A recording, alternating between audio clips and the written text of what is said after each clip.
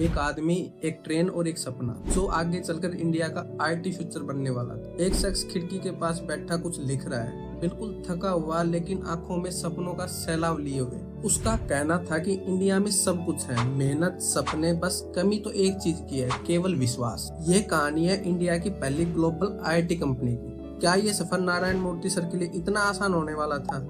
जो आप कमेंट्स में जरूर बताएं। कहानी स्टार्ट होती है एक मिडिल क्लास ब्राह्मण लड़के से। नारायण मूर्ति सर का जन्म 1946 में मैसूर में हुआ था। पिता एक स्कूल टीचर थे। पूरी जिंदगी में उन्होंने एक ही चीज सीखी थी, डिसिप्लिन और सिंप्लिसिटी। ब्रिलियंट स्टूडेंट होने के बावजूद भी आईआईटी क्लियर नहीं कर पाए, पर फिर भी उन्हें एनआईटी में सीट मिली और वहां से उन्होंने इलेक्ट्रिकल इंजीनियरिंग की। उसके बाद आईआईटी कानपुर से एमटेक की और वहां के एक अमेरिकन प्रोफेसर ने उन्हें सलाह दी, यू शुड गो एमआईटी। पर मूर्ति सर ने वहां चूज किया इंडिया को, क्योंकि उनके अंदर एक देशभक्त एंटरप्रेन्योर छुपा था। अब तक ऐसा कुछ नहीं हुआ था जिससे इन्फोसिस स्टार्ट करने की सोच पाए। लेकिन उसके बाद जो इंसिडेंट होता है उसने नारायण मूर्ति सर और इंडिया का फ्यूचर ही चेंज कर दिया। बात है 1974 की।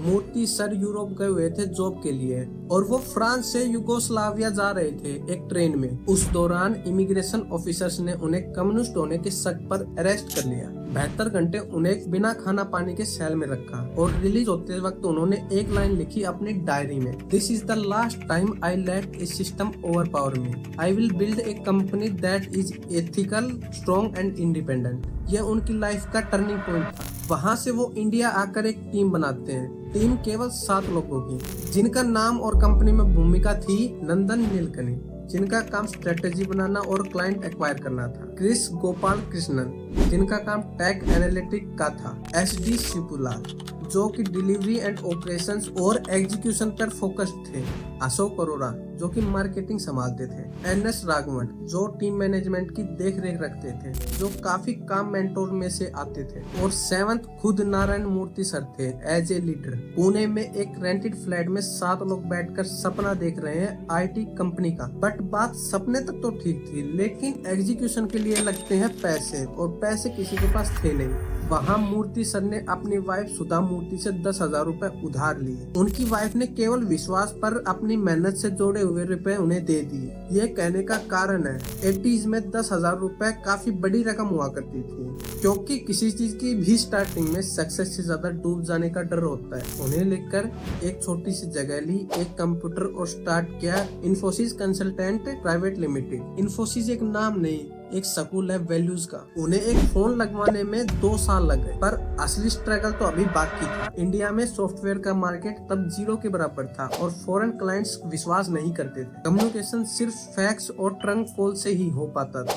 वीजा लगवाने के लिए एम्बेसीज लाइन लगवा देती थी और उस समय बैंक सॉफ्टवेयर को बिजनेस मानते ही नहीं थे। लेकिन ये टीम थकने वाली नहीं थी। 1983 में जाकर पहला यूएस क्लाइंट मिलता है, डाटा बेसिक्स कॉर्पोरेशन। लेकिन जब तक काम स्टार्ट होता 10,000 रुपए भी खत्म हो चुके थे, जिससे क्लाइंट ने पेमेंट रोक दी। इन्फोसिस के पास कैश ही नहीं था। पहली बार नारायण मूर्ति सर ने टीम से कुछ कहा, अगर मैं चाहता तो यूएस में सेटल हो सकता था, लेकिन मैंने भारत को चुना और मैं अब पीछे नहीं हटूंगा। और उस दिन के बाद इन्फोसिस को मिली उड़ान, पर उस उड़ान को थोड़े ही टाइम बाद लैंड करना पड़ा। सन 1989 में इन्फोसिस ऑलमोस्ट प्रॉफिटेबल हो चुकी थी। तभी को फाउंडर अशोक अरोड़ा ने क्विट कर दिया और उन्होंने वहां अपना स्टैक बेचने भी चाहे। लेकिन नारायण मूर्ति सर ने फिर से एक ही बात बोली टीम से, if you want to live, live now, but if you stay, we build something that the world will respect. 90s तक इन्फोसिस इंडिया में तो बन गई थी, लेकिन अब टाइम था ग्लोबलाइजेशन का, और उसमें मदद करी 1991 में आए इकोनॉमिक रिफॉर्म ने। उस समय के finance minister doctor Manmohan Singh ने गेट खोल दिए ग्लोबलाइजेशन के, और इन्फोसिस ने ये मौका जाने नहीं दिया। यूएस और यूरोप के क्लाइंट्स के लिए ऑफशोर सॉफ्टवेयर बनाने शुरू कर दिए, और तभी एक मास्टर स्ट्रोक खेला नंदन नीलकनी ने, हम ऑन साइट भी काम करेंगे और ऑफशोर भी काम करेंगे डुअल मॉडल पे, जिससे क्लाइंट कॉस्ट कम हुई और इन्फोसिस वहां से स्केल करने लगी। 1993 में इन्फोसिस ने स्टॉक मार्केट में शेयर लॉट किए 93 प्राइस पे। साथ ही नारायण मूर्ति सर ने एक और काम किया, अपनी टीम को बराबर में इक्विटी अलॉट की, जिससे किसी के मन में भी हल्का महसूस ना हो। इन्फोसिस बढ़ रही थी, लेकिन दुनिया भी बदल रही थी। Y2K आने वाला था, .com बबल भी बढ़ रहा था।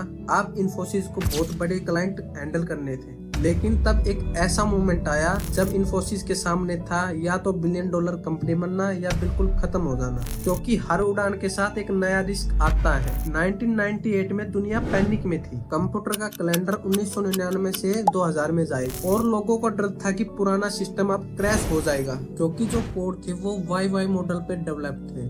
लेकिन 2000 में 00 हो जाता, बट 1900 में भी सेम कोड यूज थे, जिससे डाटा क्रैश हो जाता। इसे कहते थे Y2K प्रॉब्लम, ईयर 2000 प्रॉब्लम। लेकिन इन्फोसिस ने भी इस प्रॉब्लम को अपॉर्चुनिटी में बना दिया। क्लाइंट्स फ्रॉम US, यूरोप और जापान को अर्जेंटली इंजीनियर्स चाहिए थे जो पुराने कोबोल सिस्टम फिक्स कर सकें। कोबोल सिस्टम का मतलब है कॉमन बिजनेस ओरिएंटेड लैंग्वेज, जो कि कंप्यूटर्स में यूज होता था। इन्फोसिस ने 24/7 टीम डिप्लॉय की। इन्फोसिस का ऑफशोर मॉडल उसके कारण एक्सप्लोड हो गया, जिसके चलते 1999 तक इन्फोसिस का रेवेन्यू 500 करोड़ तक हो गया था और मार्केट कैप 3000 करोड़ पहुंच चुकी थी। और फिर आया एक हिस्टोरिक मूवमेंट। समय था 11 मार्च 1999। इन्फोसिस बनी पहली इंडियन कंपनी जो नैस्डैक में लिस्ट हुई थी। India is not just snake charmers. Narayan Murthy sir ने कहा, हम केवल कंपनी को रिप्रेजेंट नहीं करते, हम रिप्रेजेंट करते हैं 1 बिलियन के सपने को। और इन्फोसिस बन गई एक सिंबल न्यू इंडिया का।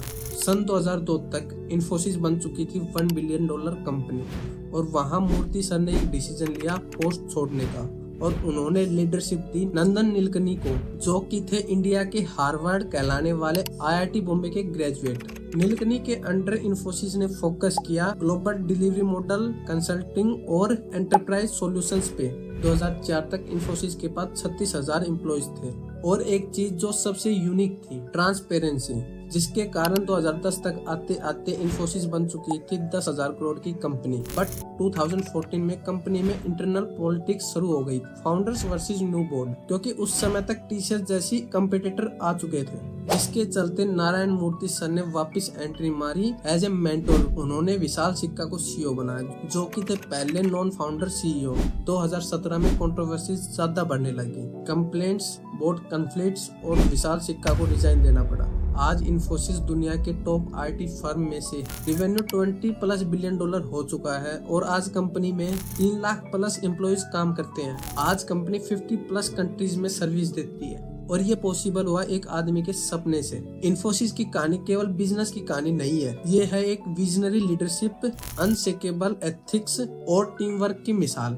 अगर आप भी लाइफ में कुछ बड़ा करना चाहते हो तो याद रखो, आपके पास रिसोर्सेज ना हो फिर भी अगर इरादे मजबूत हैं तो कहानी बन सकती है। अगर आपको इन्फोसिस की कहानी ने इंस्पायर किया तो वीडियो को लाइक करो, सब्सक्राइब करो और कमेंट्स में बताओ आपके सपने क्या है।